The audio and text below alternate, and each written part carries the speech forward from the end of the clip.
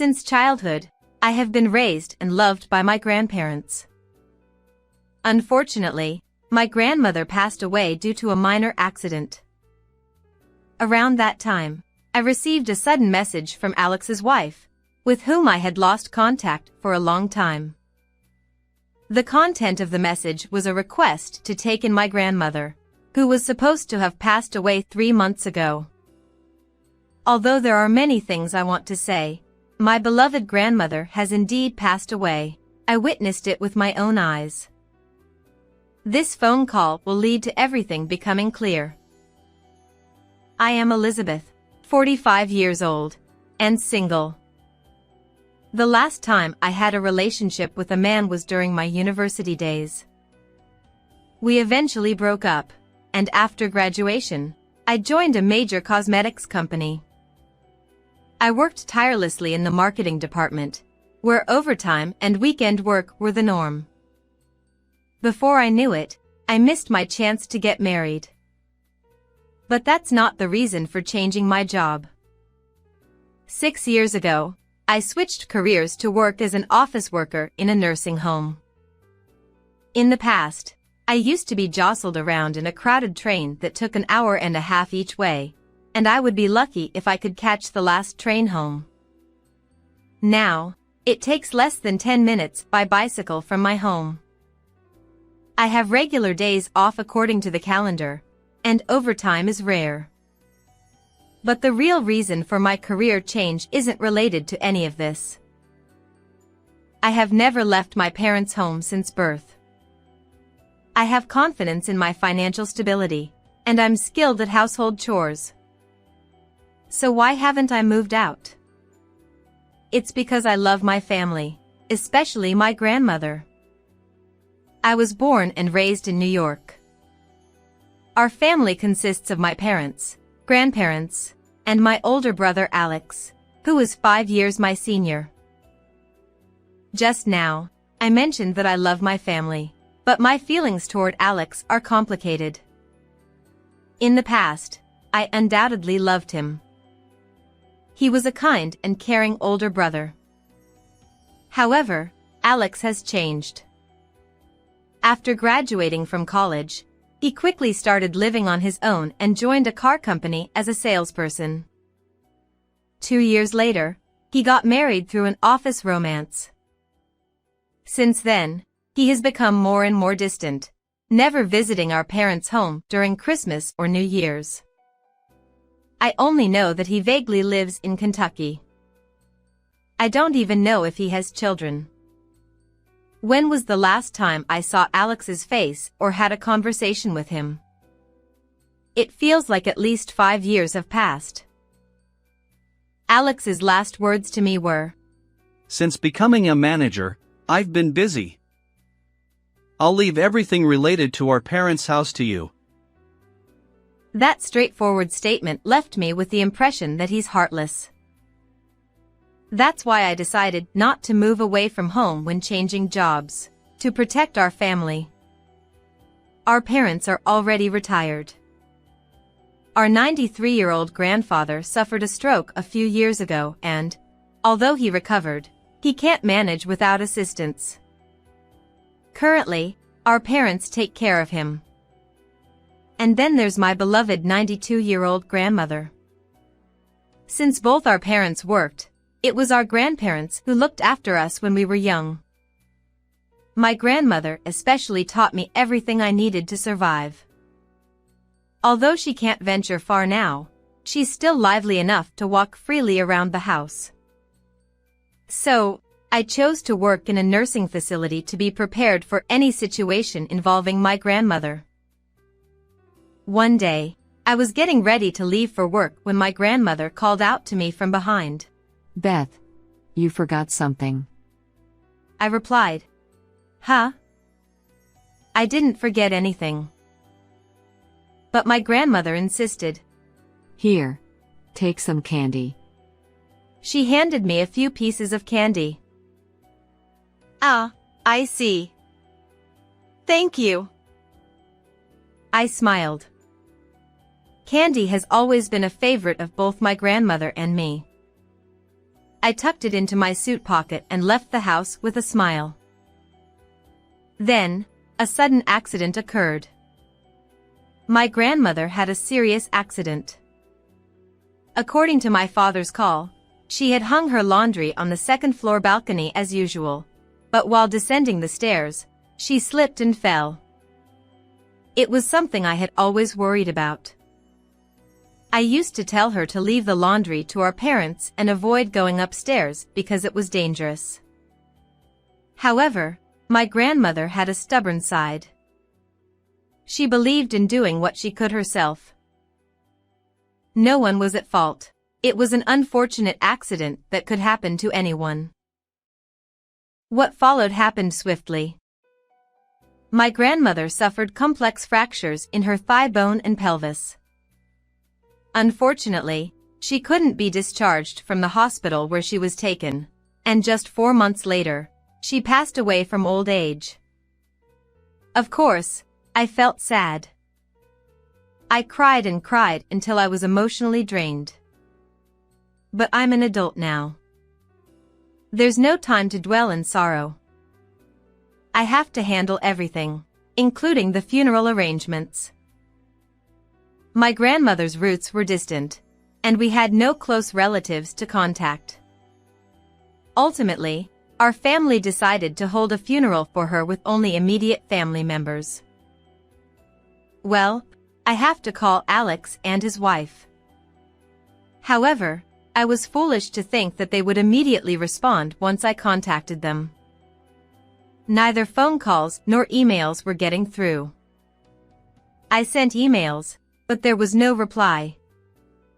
As a last resort, I sent a short message on my smartphone, and the response came on the day of the funeral.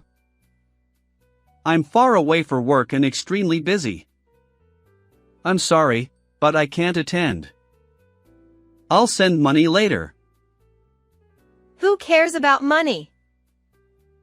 I got angry when I read the message. Could his work really be more important than bidding farewell to our grandmother, who had cared for us so much? It was utterly unacceptable. I placed flowers and some candy, her favorite, into the beautifully made-up coffin of my grandmother, who looked as if she were merely sleeping. From that moment, my perception of Alex changed. I began to despise him. Since then, the seasons have changed, and now it's winter. For me, spring, summer, autumn, and winter are all the same. I wouldn't mind if it were winter forever or scorching summer all the time. I've even considered quitting this job altogether. But my grandfather is still alive. And someday, my parents will also need care. I still have much to learn. On a weekday lunch break, my mind empty, I diligently continued working. Unexpectedly, I received a call from an unlikely person. If I hadn't registered her number, I wouldn't have answered. The screen of my smartphone displayed Amelia. We had only spoken briefly after a wedding, as far as I could remember. What could she want now? Should I ignore it? But the ringing wouldn't stop. With a sigh, I decided to answer the call. Hello, this is Elizabeth, I replied. Amelia hesitated before speaking. I apologize for interrupting your work. I'm Alex's wife, Amelia. It's been a while. Ah, yes. Despite being older and in a higher position, Amelia always maintained a humble demeanor. Even when Alex and I suddenly got married, she greeted not only our parents but also me with proper respect. In short, she's a good person. That's why I couldn't understand why she was contacting me now. It's okay. How can I assist you? I asked, trying to keep my tone as neutral as possible. Amelia continued. I feel awkward saying this, but It's about your grandmother. Is something wrong with my grandmother? My frustration slipped into my voice. Under my husband's instructions, we've been taking care of your grandmother. However, it's been over a month since the promise time. Could you come and pick her up? What? I genuinely couldn't comprehend what Amelia was saying. Wait a moment. That was the best I could say. So, Amelia is taking care of my grandmother, who died 3 months ago. This was the question I came up with after thinking hard. I know this is incoherent, even for me. But the same goes for Amelia. Yes, your grandmother is with us. What? She passed away? 3 months ago? Her surprised voice sounded genuine. Can we both calm down a bit? I suggested, and Amelia agreed. A few minutes later, I regained my composure and carefully explained the circumstances that led to my grandmother's passing. Amelia's response, however, was perplexing. According to her, Alex's grandmother needed care, and they had taken her in temporarily until preparations could be made at our family home. This led to two possible conclusions. Neither Amelia nor I are lying. If this is true, then Alex is the one lying. I had anticipated that someone might tell such an easily debunked lie. But now, there were more pressing matters. I need to contact Alex immediately, but I'm almost unreachable on his phone. I told Amelia. Even I haven't touched my husband's cell phone. But if it's just a call, I can use my phone while he's at home. Anne. Amelia hesitated. And? I asked. Recently, my husband has been working remotely more often. If I ask, he might agree to a video call. While face-to-face persuasion had its merits, there was a problem. I don't even know where both of you are currently living, I pointed out. We've been in Pennsylvania for over 10 years, so visiting your place would be easy. Amelia replied. For now, we made a promise to talk to Alex via Amelia's phone later that night. Other strategies were also devised. With complicated feelings. After all, Philadelphia is just the neighboring state. How far would he go with his lies? Asking her to take care of a stranger's elderly woman just a few months after my grandmother's passing? It's too much. It's downright repulsive. I returned home and called Alex on Amelia's smartphone at the specified time of 8:00 p.m. By Amelia's kind offer and insistence, she's currently waiting in my bedroom. Despite my numerous attempts to contact him being ignored, Amelia's phone was answered soon. The speaker was on so that Amelia could hear the conversation. Amelia, where are you right now? You haven't even prepared dinner. His high-handed and arrogant tone. This wasn't the Alex I knew. It's me, Alex. I informed him. Huh? He was clearly confused. As expected, I waited for his response. Elizabeth, is that you? Why? Where's Amelia? I'm here. Amelia's response was brief. You! Why are you with Elizabeth? Alex was momentarily speechless but quickly continued. Wait, did you tell Elizabeth about the matter? Yes, I informed her. Amelia remained matter-of-fact. I told you it was too early to discuss that. Alex's attitude suddenly changed. The matter in question was undoubtedly about my grandmother. I've heard from Amelia that you've been working remotely recently. I interjected. And what does that have to do with anything? I could vividly imagine Alex's stern expression. From here on, why don't we continue the conversation face-to-face using a remote work app? I'll send you the ID and password. I proposed. If Alex refuses, I'll take Elizabeth back home. Amelia provided backup. Fine. Reluctantly, Alex agreed. I sent Alex the ID and password via Amelia's smartphone. After a short wait, his face appeared on my computer screen. He had gained some weight since I last saw him, but there was no mistaking it was Alex. So, what's this urgent matter that requires a face-to-face conversation? I'm busy. His audacity to continue lying at this point infuriated me. It's obvious, isn't it? It's about Grandma.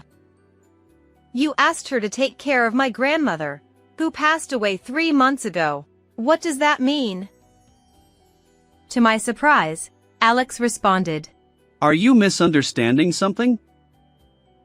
His calm reply left me speechless. Grandma's not dead. She's in my care now. And it was you, Elizabeth, who asked me to do that in the first place. What? This time it was my turn to be speechless. Is he really that scared of Amelia finding out the truth? Can people really be so despicable?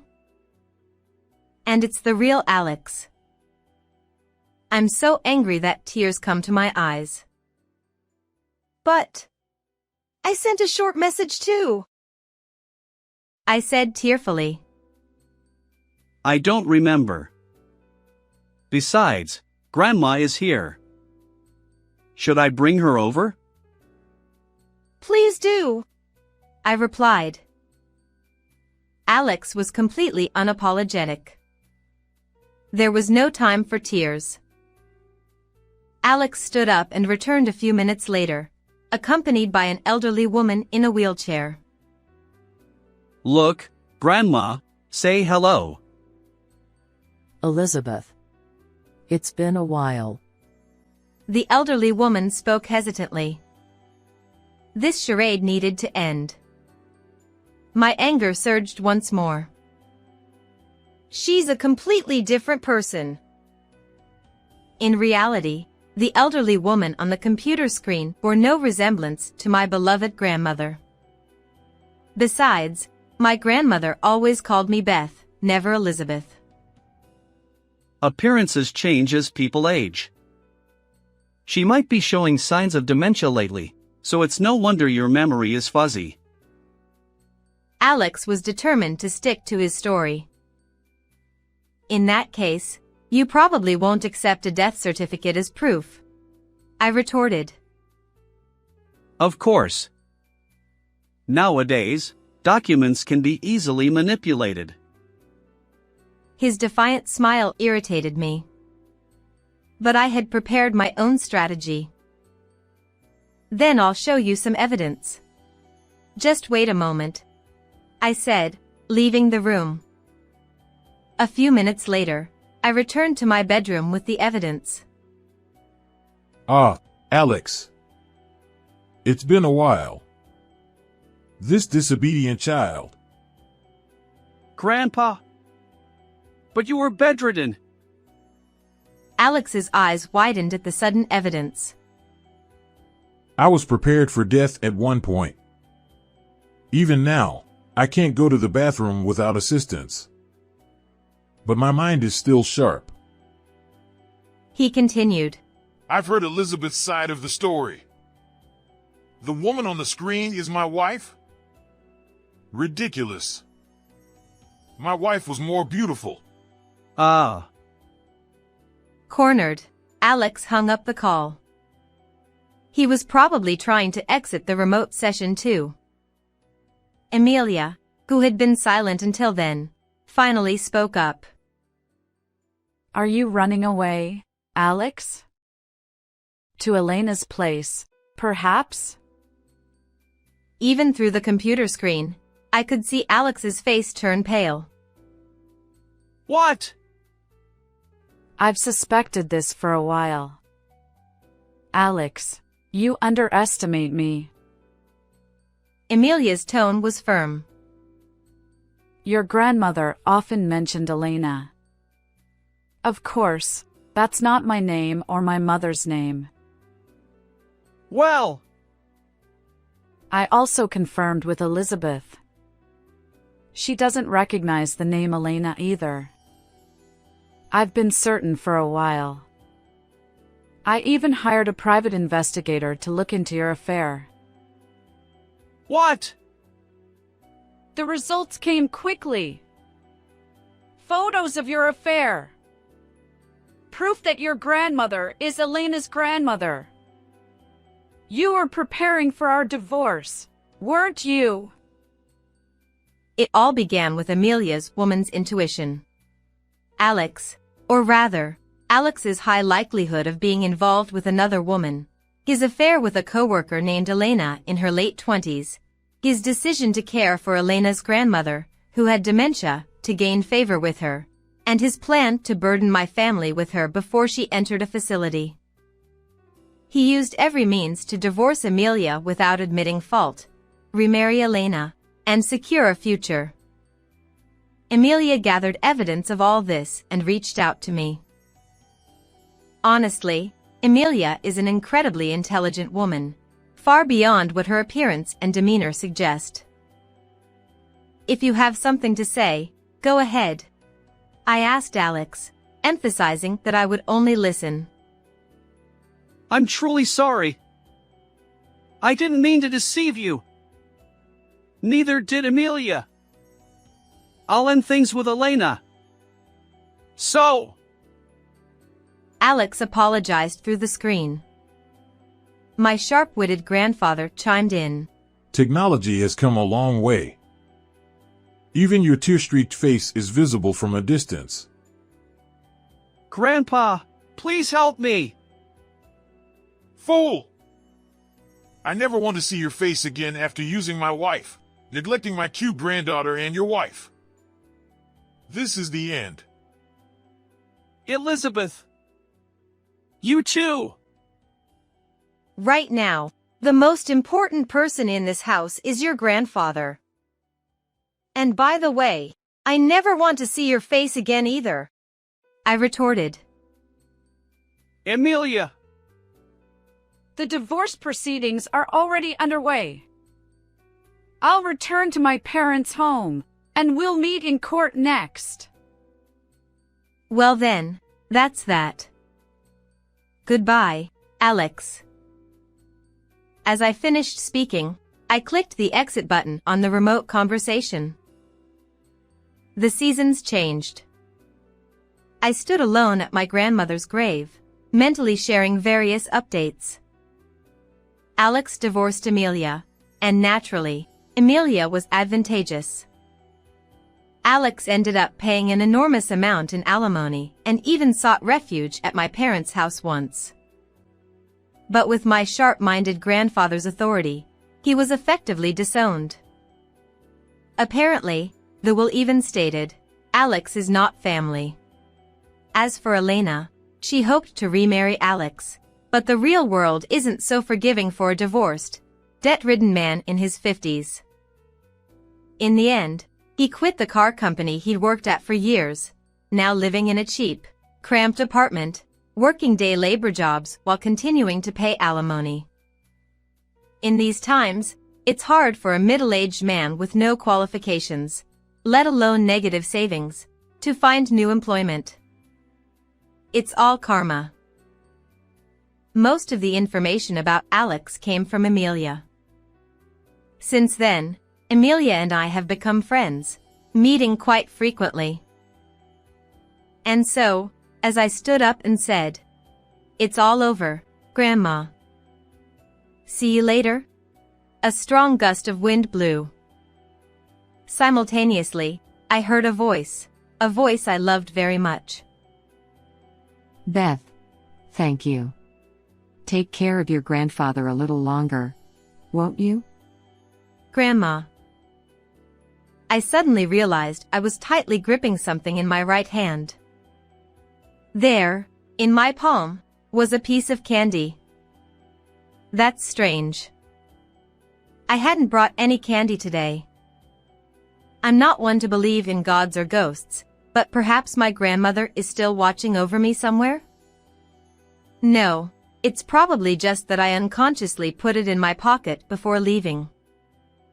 But if I consider that my grandmother might still be watching over me, I feel like I can keep going in life. Thank you, Grandma. I whispered, looking up at the sky, and left the cemetery. How did you like this story? Don't forget to subscribe to the channel. See you in the next video. My name is Charlotte, and I'm 26 years old. I work at a printing company. I joined this company a year ago, and I'm finally getting used to the job. I switched jobs because I wanted to advance my career, but the department manager and my colleagues are so kind and reliable that I feel fortunate to have found this company. However, now that a year has passed since I joined, I'm starting to regret changing jobs. The current CEO of the company rose to the top management position at the young age of 45 and is known in the public as a handsome and capable CEO. He has been interviewed by the media several times, and there have even been women who came to interviews just to meet him. Olivia, the 32-year-old section manager, idolizes the president and often says she would do anything for him. She is beautiful, and it seemed like the CEO had taken an interest in her since she joined the company, but her fanatical devotion feels too extreme, and I've been feeling uneasy about her attitude. During an internal party held after joining the company, I caught the eye of the section manager, who was obsessed with the CEO. At a welcome party within the company, I was asked quite personal questions and touched by the tipsy president. This behavior irked the section manager. I had imagined that someone described as a handsome and capable CEO would also be a good person, but in reality, when I spoke to him, I found that he was overbearing and lacked tact. It was quite uncomfortable to be familiarly approached by such a CEO, but since it was a fun internal party, I endured it. The section manager misunderstood the situation, assuming that I was somehow showing interest in the CEO, and began to resent me, thinking that I was trying to win favor with the CEO. It was a complete misunderstanding, but the section manager started loudly denouncing me whenever we crossed paths, calling me a flirt who tried to seduce the CEO. My colleagues understood that it was the section manager's misconception, but being publicly embarrassed like that was incredibly painful and distressing for me. The section manager's harassment escalated day by day because there was a specific reason behind the section manager's persistent bullying towards me at that time, a reason I was unaware of. The section manager would often make unreasonable demands of me. Just before the end of the workday, he would delegate tasks to me, saying they needed to be done by the end of the day, then quickly leave for a date. I would end up working late into the night to finish these tasks, but the next day, there was never a word of thanks from the section manager. Furthermore, he would push his difficult clients onto me without any proper handover and pressure me to ensure there were no issues. When complaints arose, the section manager would ignore his responsibility for the assignment and emotionally reprimand me. At that time, thanks to the support of colleagues and the manager, the situation was resolved without incident, but I was left dumbfounded by the section manager's reckless behavior. Feeling at a loss due to the section manager's extreme and irresponsible conduct, I consulted with the manager, who warned the section manager several times on my behalf. In front of the manager, the section manager would act innocent and back down, but her attitude towards me never changed. Seeing how distressed I was, the manager suggested that I directly discuss the issue with the CEO. I thought that if the company's top executive addressed the matter, even the section manager would comply, but this turned out to be completely off the mark. When I reported to the president together with the department manager, the CEO interrupted me before I could finish speaking and said, "Based on what I heard from the section manager, it seems like you're at fault, doesn't it?" He began to place the blame on me. Despite my earnest protests, he wouldn't listen and seemed to be completely swayed by the section manager, siding with him at every turn. Then, out of the blue, the CEO remarked, "Well, Olivia, the section manager, is more attractive than." In summary of his remarks, it seemed that he was more inclined to believe the words of the attractive section manager over mine. Hearing those words, I realized that there was no point in saying anything to this person. They were beyond reasoning as human beings. Even the department manager, who was present, was visibly astonished by his statements. With his behavior in this manner, the harassment from the section manager towards me only worsened. Thanks to the support of the department manager and colleagues, I managed to maintain some semblance of sanity, but the situation was still dire. One day, as I contemplated leaving the company, the section manager instructed me to go on a business trip. When I heard the details of the assignment, it seemed like it didn't necessarily have to be me, but the section manager insisted that he wanted me to go. I didn't want to refuse and face his anger, so I obediently agreed to go on the 2-night, 3-day business trip as the section manager requested. At that time, I didn't question it and simply followed the section manager's instructions, falling right into his trap. Little did I know that this would lead to a major incident that would shake the company. After completing the trip, I returned to the office as usual. In the morning, I happened to run into the department manager. "It's unusual for you to take 3 days off." He seemed concerned about my well-being, wondering if I was feeling okay. I was puzzled by his remarks but honestly explained. I was on a business trip per the section manager's orders. He responded with surprise and fell silent. Sensing something amiss in his reaction, I asked him for an explanation. The department manager awkwardly began to explain that he had heard that I was absent for these 3 days due to sudden illness, not a business trip. Moreover, he mentioned that he heard this from the section manager. During my business trip, it seems that the CEO suddenly proposed a company outing for the employees. They stayed overnight at a decent nearby inn and enjoyed a delicious meal with the section manager and other employees. The CEO often had impromptu ideas for employee gatherings or recreational activities. While I always found it bothersome, being in my first year at the company made it difficult to decline, so I tended to participate in these events, even if they were somewhat unreasonable. I wonder if it was just a coincidence that my business trip coincided with the scheduled company outing. As I was lost in thought, the department manager suggested that we go directly to the section manager to hear the explanation firsthand. When we arrived and asked the section manager about it, they calmly began to explain their reasoning without any signs of panic. The section manager had heard about the company outing from the CEO beforehand but felt that they couldn't let me accompany them due to concerns that I might use this as an opportunity to seduce the CEO. So, they admitted that they forcibly sent me on a business trip. She expressed irrational statements, suggesting that staying overnight with the CEO might lead to some kind of mistake due to my potential seduction. They claimed that they were acting in the best interest of protecting the president, which filled me with fear upon hearing it. Their thought process was abnormal. Regardless, The section manager, astonished by her remarks, said, I think it's best to bring this to the CEO's attention. I agreed, but I couldn't imagine the CEO doing anything about it. Just then, the CEO arrived at the office. The manager immediately approached him and reported the situation regarding the business trip. Predictably, he responded nonchalantly, saying, Seriously? Olivia is just too into me? Huh? He showed no sign of taking our concerns seriously.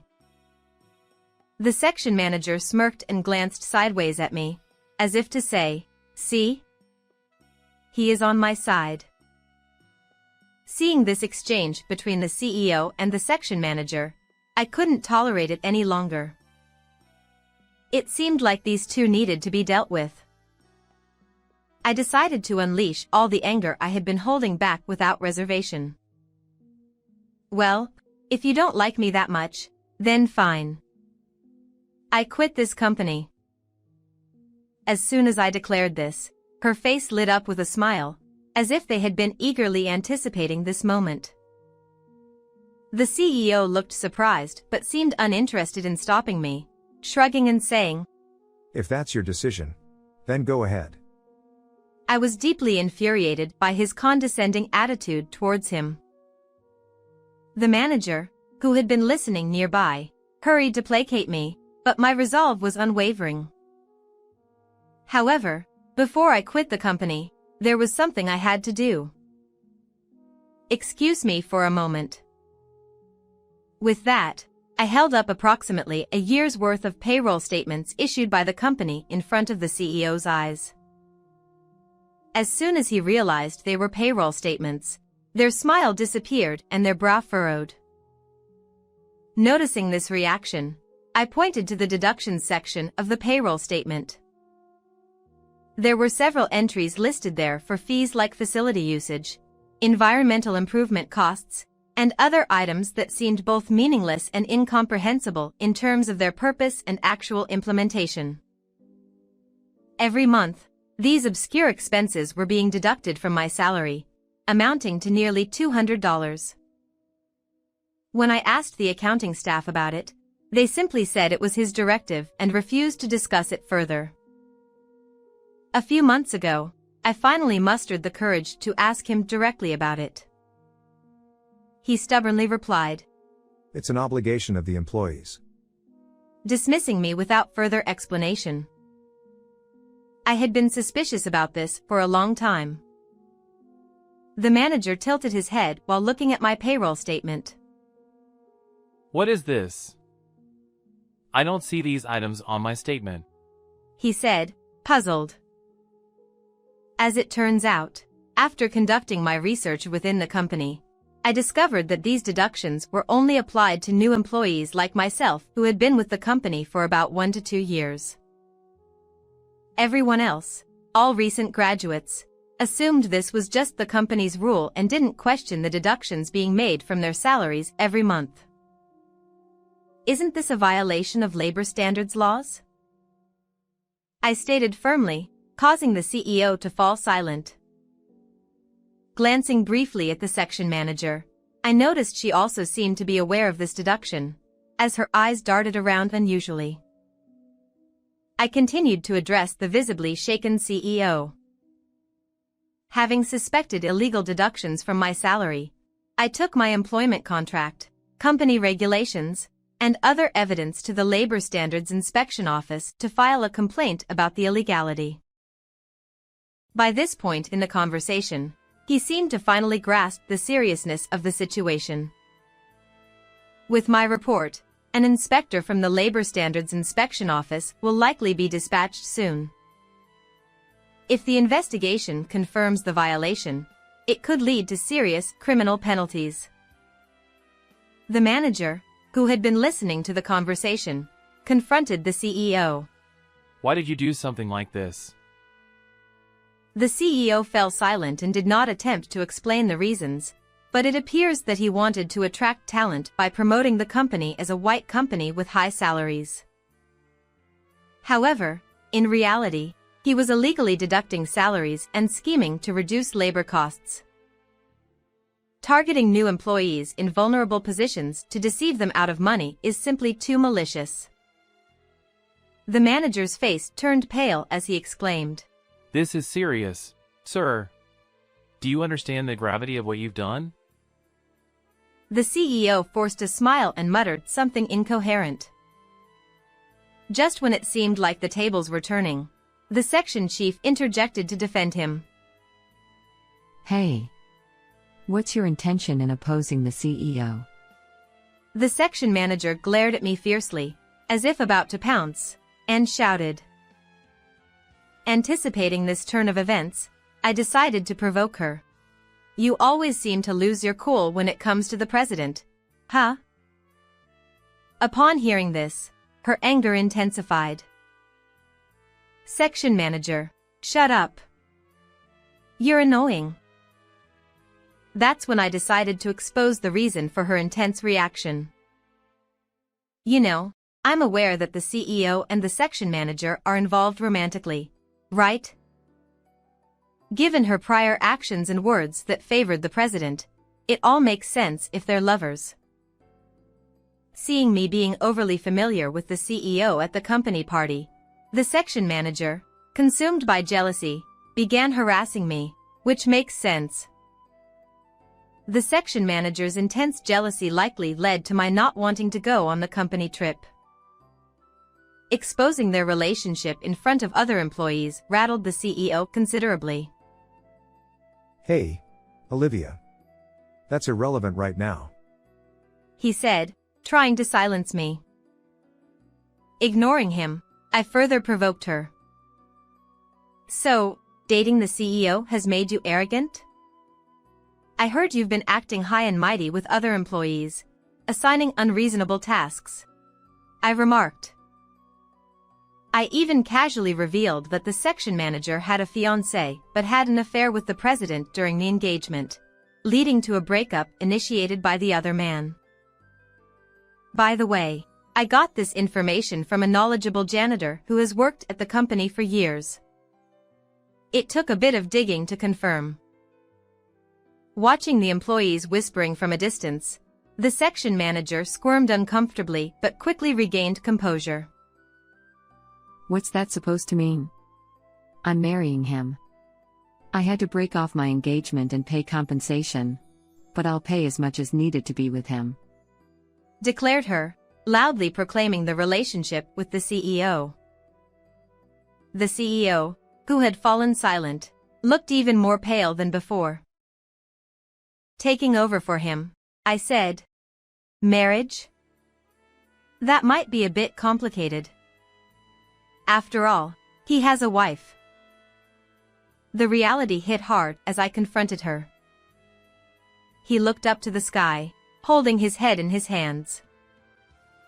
The truth that he wanted to keep hidden had now reached her ears, leaving her in despair. It's a lie. Because he's already separated from his wife. The section manager turned weakly and slowly toward the CEO. Growing impatient with the still stuttering him, I added a final blow to her. Surely not. He hasn't separated from his wife, you know? It was widely believed within the company that the CEO was a divorced bachelor, but after discreet inquiries with a long-standing business associate of his, it was revealed that he was married. This associate often played golf and dined with him and his wife, so he knew her well and shared various details. He had strictly instructed her never to disclose their relationship, and she, who was devotedly aligned with the president, had quietly continued their affair, keeping it discreet to avoid detection. However, the CEO's secrecy likely stemmed from fear that news of his relationship would reach his wife. For the section manager, who broke off his engagement knowing he would face alimony claims in order to marry the CEO, there could be nothing more shocking. The CEO, repeating short phrases like, well. is trying desperately to explain himself. The section manager, who had been bowing her head since learning the CEO's secret, shook his clenched fist and said in a voice filled with resentment, I won't forgive you. She went berserk, hurling whatever was nearby at the CEO, creating a chaotic scene reminiscent of a drama.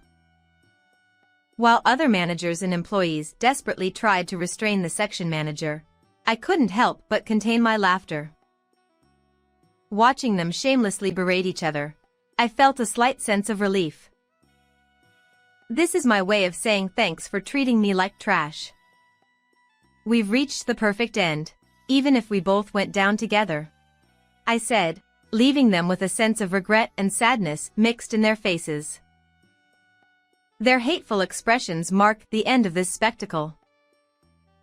As for what happened to the CEO and the section manager afterward.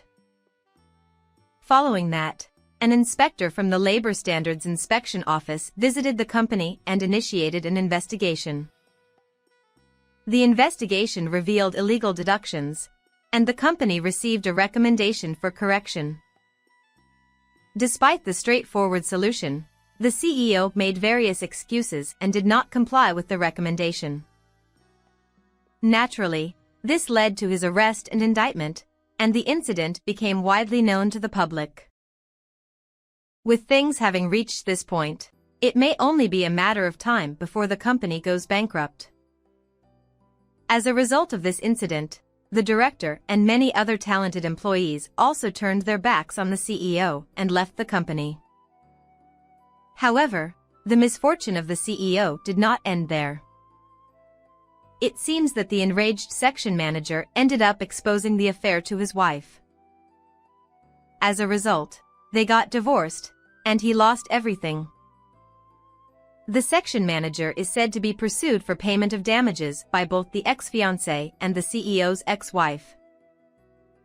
Due to the entanglement of love and hatred, even after their breakup, she began to stalk the CEO, which eventually led to the president reporting him to the police. It's quite astonishing how things turned out this way, especially considering how much they once loved each other. Nevertheless, all of this is their own doing. It's a stark reminder of how troublesome romantic entanglements can be, right? As for me, I was able to receive a refund for the illegally deducted wages. I promptly changed jobs and now work for a company in the food and beverage industry. My new boss is quite demanding and has given me strict guidance several times, but compared to the harassment I endured from the section manager at my previous company, it's nothing. Thanks to the experiences with the CEO and the section manager, I've built up a resistance. In that regard, I should be thankful to them, right? I'm determined to keep working hard in my job going forward. Well then, everyone. Take care. How did you find this story? Don't forget to subscribe to the channel as well. See you in the next video.